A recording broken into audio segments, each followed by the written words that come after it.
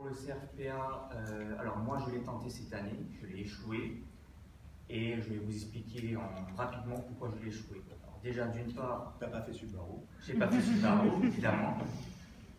J'ai échoué. Alors déjà d'une part, je suis parti dans la roue du CRFPA par hasard. J'avais un directeur de mémoire qui était aussi avocat. J'ai fait un stage chez lui, pour le citer, Maître Imanez en droit de l'urbanisme, spécialisé en droit de l'urbanisme.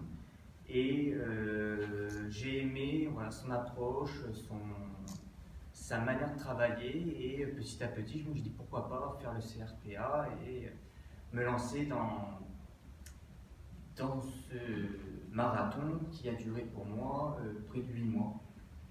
Et voilà, j'ai eu des doutes, du stress, des larmes. J'ai tenu jusqu'au bout. Malheureusement, ça a échoué sur la fin parce qu'il y a plusieurs critères à prendre en compte, c'est-à-dire bosser vos notes de synthèse. Je pense que ça, c'est indispensable. Faites le plus de notes de synthèse possible. Faites les notes de synthèse de l'IUJ. Faites les notes de synthèse peut-être de Subaru. Faites les cas pratiques. Alors moi, j'ai un profil, par exemple, je suis obligé de faire les exercices pour pouvoir assimiler. Alors ça a payé, en spécialité, j'ai eu 14. Par contre, en droit des obligations, j'ai eu 5. Et en notes de synthèse, c'est impossible. Donc ça m'a... Le pauvre, il est publiciste, hein, faut le dire. Oui, voilà, je suis un peu anémique. Et le milieu que j'entendais tout à l'heure, votre entourage. Moi, malheureusement, j'ai pas forcément la chance d'avoir un entourage positif. Ça aussi, ça a joué. Le stress, le jour de synthèse, j'étais perdu. Le premier jour, donc surtout, je pense, si j'ai des conseils à donner à quelqu'un qui a échoué l'examen, c'est voilà, prenez votre temps.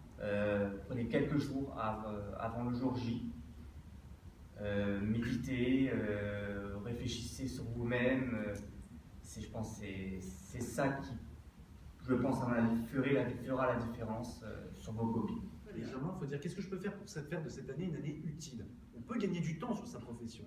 La profession, de façon classique, tu commences dans la profession, tu viens, tu commences par une première collab, tu te fais les dents, bon, très bien. Une deuxième collab un petit peu plus, on va dire, UP, qui correspond à tes aspirations. Là, en général, tu te trouves, et puis tu restes quelques temps, peut-être parfois l'année de trop, et puis tu vas voir ailleurs, voir ce qui te plaît. Donc tu restes comme ça longtemps dans la profession, ça.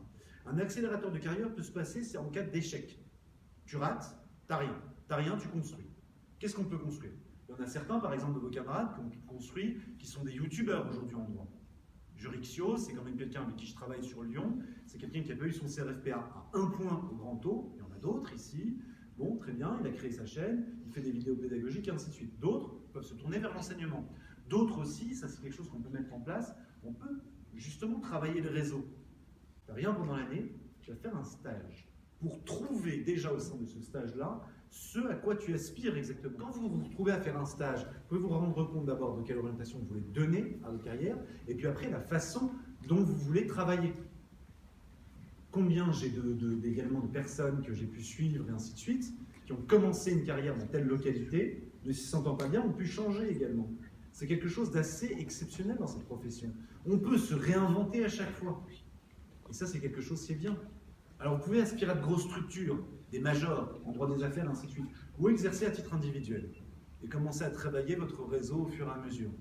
Ce qui est bien, c'est que dans certaines disciplines, le réseau, il va alimenter aussi par la suite vos différentes interventions. La plupart de la clientèle que j'ai pu drainer, c'est étonnant ce que je vais vous dire, c'est particulier en pénal, c'est la clientèle que j'ai côtoyée à titre personnel. Mais après, on peut positiver. Il faut prendre le temps pour le faire.